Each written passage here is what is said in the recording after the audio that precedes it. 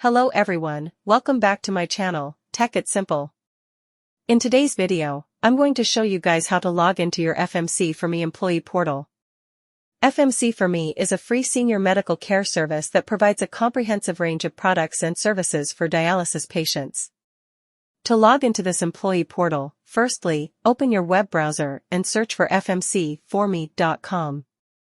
It will take you to the login page. Over here, you guys can see the interface for signing in. Enter your username here. If you want to stay signed in, you can click on the Keep Me Signed In button over here and click on Next. Now, enter your password like this. If you want to confirm what you typed, you can click on this eye logo to confirm the password and click on Verify. You should be able to log into your free seniors medical care account. And in case if you guys forgot your login credentials, you can click on I forgot my password to reset it. So, that is how you guys can log in to free seniors medical care account. That's all for this video.